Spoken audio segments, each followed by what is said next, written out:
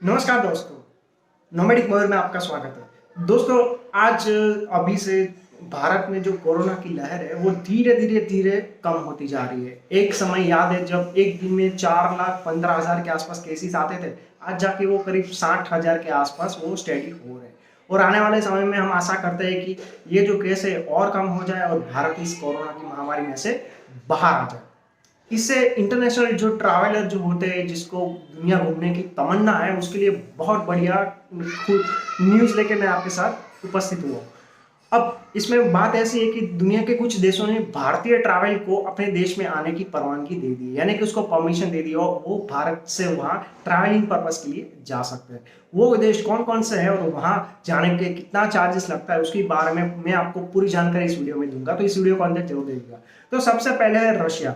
Russian federation, आपने नाम सुना होगा कि ये जो रशिया कंट्री है एक इतना बड़ा देश है, दुनिया का सबसे बड़ा बाय वॉल्यूम उसके हिसाब से सबसे बड़ा देश है। और वहाँ की जो आबादी है वो करीब करीब होगी 15 से 18 करोड़ के बीच में। किंतु अगर आप उसके लैंडस्केप देखते हैं तो वहाँ लैंडस्केप के हिसाब से, ग्रीनरी के हिसाब से, अगर आप वहाँ 10 साल भी गुजारेंगे तभी भी आप कभी भी उसको एक्सप्लोर नहीं कर सकेंगे। इतना बड़ा देश है और इतना बड़ा देखने को बहुत कुछ है। किंतु आप अगर रशिया जाना चाहते हैं तो रशिया ने आपके लिए जो अपनी एंट्री है वो ओपन अप कर दिया है, यानी कि वो रशियन ट्रैवलर जो रशियंस जो है वो इंडियन ट्रैवलर्स को वेलकम करने के लिए रेडी। हालांकि ये जो अभी का नहीं, करीब 4 महीने, 3 से 4 महीने पहले से ये ओपन अप हो चुका है। ये रशिया अगर आप जाना चाहते हो तो न्यू दिल्ली से लेकर रशिया की जो फ्लाइट टिकट्स है उसका जो रिटर्न फ्लाइट टिकट्स करीब करीब होता है 36,000 से शुरू होता है और वो होता है करीब 80,000 के आसपास। रिटर्न फ्लाइट की बात कर रहा हूँ। तो ऑन एवरेज आप मान के चलिए कि 40,000 में एक व्यक्ति आने जाने का खर्च वो हो जाता है। अगर आप वहाँ पे स्पेंड करते हैं मनीष, तो आप अपना बजट बना लीजिए कि 50,000 टू 1 लाख के आसपास आप अपना बजट भी बना लीजिएगा, ताकि आपकी ट्रिप जो है कंफर्टेबल रहे। वहां जाने के, रशिया जाने के बाद ऐसा लगता है कि कौन कौन से प्लेस को वहां एक्सप्लोर करना चाहिए। तो एक वो प्लेसेस जो है मैं आपको बताता हूँ।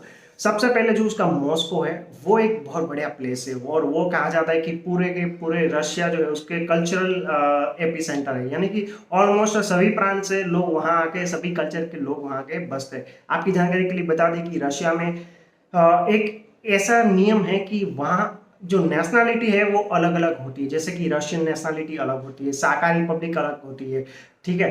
तो अलास्का की जो है वो अलग होती है, और दागिस्तान वगैरह सब जो है उसकी अलग होती है। किंतु उसका जो कहते हैं पासपोर्ट, ठीक है, पासपोर्ट एक ही रहता है।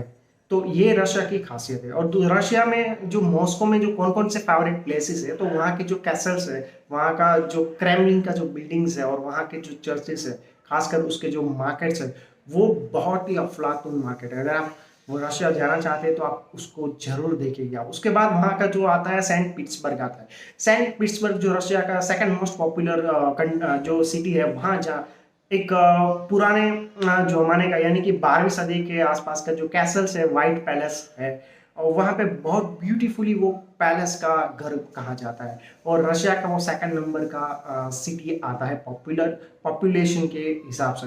वो भी बहुत बढ़िया प्लेसेस है। हालांकि रशिया में मॉस्को और सेंट पीटर्सबर्ग के बीच में करीब करीब 500 से 700 किलोमीटर से ज़्यादा दूरी है। किंतु आप अगर कनेक्ट करना चाहते हैं तो वहाँ पे बहुत सारी मेट्रोस चलती है और बहुत सारी लॉन्ग डिस्टेंस ट्रेन भी चलती है, आप आराम से जा सकते हैं।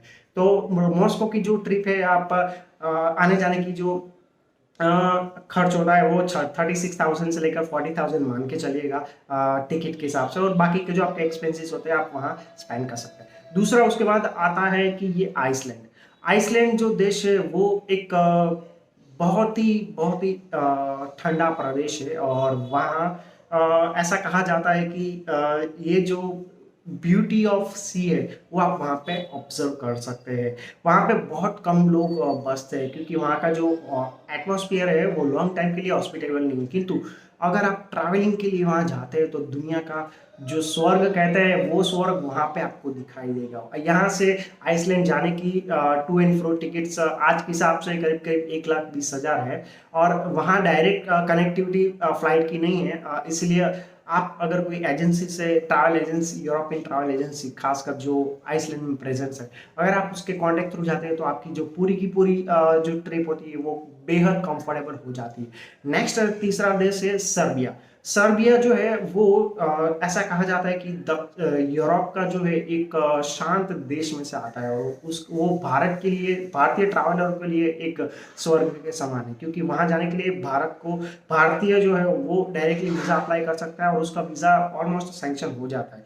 ये देश का इसीलिए होता है कि ये देश की जो इकोनॉमी है वो करीब करीब 70 से 90% टूरिज्म पर ही निर्भर करते हैं, यानी कि टूरिज्म से इसको आवक होती है। और इसीलिए ये जो कंट्रीज है वो वहाँ के सभी देशों के लिए जो वीज़ा रिस्ट्रिक्शन, जो वीज़ा अराइवल जो होता है वो बहुत ही आसान प्रक्रिया में कर देता है। हालांकि कोविड के संजोगों के अनुसार आज अगर आप वहाँ पे ये सर्बिया नहीं किसी भी कंट्री में जाना चाहते हैं तो आपको कुछ चीज़ें मैंडेटरी होनी चाहिए। पहले तो अगर आप भारत में से जाते हैं तो आपको वैक्सीन के 2 डोज लगे होने चाहिए, वो सेफ्टी पर्पस और इंटरनेशनल जो कंप्लायंस होते हैं उसके पर्पस पे, क्योंकि आने वाले समय में ऐसा हो सकता है कि ये जो डोज होता है वैक्सीन का, जो वैक्सीन के डबल डोज लिए होते हैं तो आपको वो देश में एंट्री करना बहुत ही आसान हो जाएगा, क्योंकि आज दूसरे जो लीगल कंप्लायंस है उसके कंपेयर में ये जो कोविड कंप्लायंस जो है वो सबसे ज़्यादा महत्वपूर्ण बनता जा रहा है। तो अगर आपके पास 72 आवर्स से ज़्यादा का जो आरटीपीसीआर रिपोर्ट की जो हार्ड कॉपी है, पेपर कॉपी, वो अपने साथ लेके जाएगा, और वैक्सीनेशन का जो सर्टिफिकेट है वो भी आप लेके जाएगा, तो आपको वहाँ पे कोई परेशानी नहीं होगी। और सर्बिया, यहाँ से सर्बिया जाने की जो टिकट वगैरह सब जो होती है, टू वे टिकट्स, वो करीब करीब 30,000 से शुरू होती है, तो वो भी आपको इकोनॉमिक रहेगा। और वहाँ पे पॉइंट ऑफ अट्रैक्शन कौन कौन से है, तो सर्बिया का जो सिटी है, कैपिटल सिटी बेलग्राड, वो उसकी एक अपनी खुद ही ब्यूटी रहती है, और वहाँ का जो यूरोपियन कल्चर्स का काफ़ी सारे जो मॉन्यूमेंट्स है, चर्चिस है और कैसल्स है, वो वहाँ पे आपको मिल जाएंगे। और वहाँ के जो लोग हैं बहुत ही हॉस्पिटेबल है, इसलिए हॉस्पिटेबल है क्योंकि वहाँ के नेचुरल लोगों की जो आमदनी है, कमाई है, वो टूरिज्म से आती है, और वो इसलिए प्रोफेशनली और ह्यूमनली बहुत ही हॉस्पिटेबल होते हैं। चौथा नंबर का जो देश आता है वो है इथियोपिया। अब इथियोपिया जो है अफ्रीकन कंट्रीज है, और अफ्रीकन कंट्रीज में देखने लायक बहुत कुछ, ये जो उसका जो अफ्रीकन वाइल्ड लाइफ जो है वो आपको वहाँ पे देखने के लिए मिल जाएगी। हालांकि वहाँ जाने के लिए भी आपको जो आरटीपीसीआर वगैरह सब जो टेस्ट है तक 72 आवर्स से पहले की हार्ड कॉपी आपको लेके जानी होगी। उसके बाद आता है रवांडा। रवांडा जो देश है वो अफ्रीकन, सेंट्रल अफ्रीकन जो सेंट्रल अफ्रीकन कंट्री है, और वहाँ पे एक्सपेशली वाइल्ड लाइफ के लिए बहुत ही फेमस है। आप ये वाइल्ड लाइफ सेंचुरी है ना, जो सेंट्रल अफ्रीका में लगभग 8 से 10 देशों के साथ 8 से 10 देशों में वो जुटी हुई है, तो उसमें आपको बेहतरीन ऑप्शन मिलेगा कि दुनिया की जो बेस्ट वाइल्ड लाइफ जो है आप खुद जाके देख सकते हैं। हालांकि अमेजोन के जंगल जो होते हैं दक्षिण अमेरिका में, वो भी इतनी खूबसूरत है क्योंकि वहाँ अभी तक वहाँ पे इतना ज़्यादा एक्सप्लोरेशन नहीं हुआ है।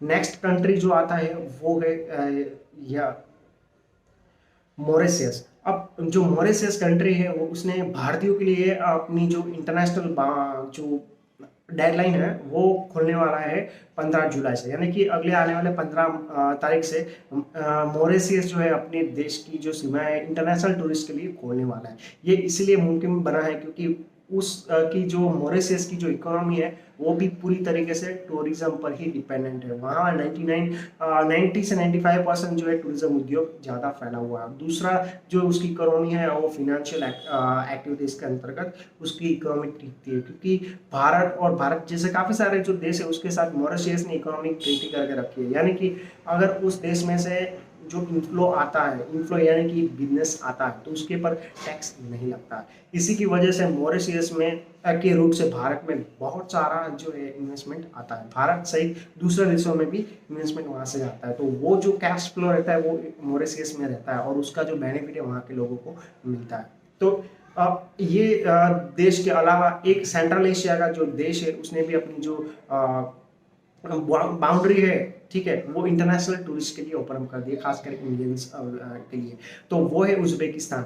उज्बेकिस्तान जो है सेंट्रल एशिया का एक देश है, मुस्लिम देश है, किंतु वहाँ पे एक समय पे सोवियत यूनियन का भाग रहा करता था। अगर आपके पास वहाँ के जाने के लिए जरूरी वीज़ा आपके पास अवेलेबल है, तो आप कोविड का जो है 72 आवर्स पहले का टेस्ट रिपोर्ट हार्ड कॉपी लेके और कोई जो कोविड की जो वैक्सीनेशन है उसका सर्टिफिकेट लेके आप वहाँ जा सकते हैं। हालांकि वहाँ पे उसने कंडीशन के साथ बाउंड्री ओपन अप किया है कि वहाँ पे 14 दिनों का कंपलसरी क्वारंटाइन रहेगा। तो ये एक ड्रॉबैक है, किंतु अगर कोई 2-3 महीने के लिए वहाँ घूमने के लिए जाना चाहते हैं तो डेफिनेटली ये अभी के समय में बहुत बेस्ट अपॉर्चुनिटी हो सकती है। दोस्तों, आपको ये वीडियो कैसा लगा कृपया कमेंट करके कमेंट बॉक्स पर अपनी राय जरूर बताएगा। Thank you very much for watching this video.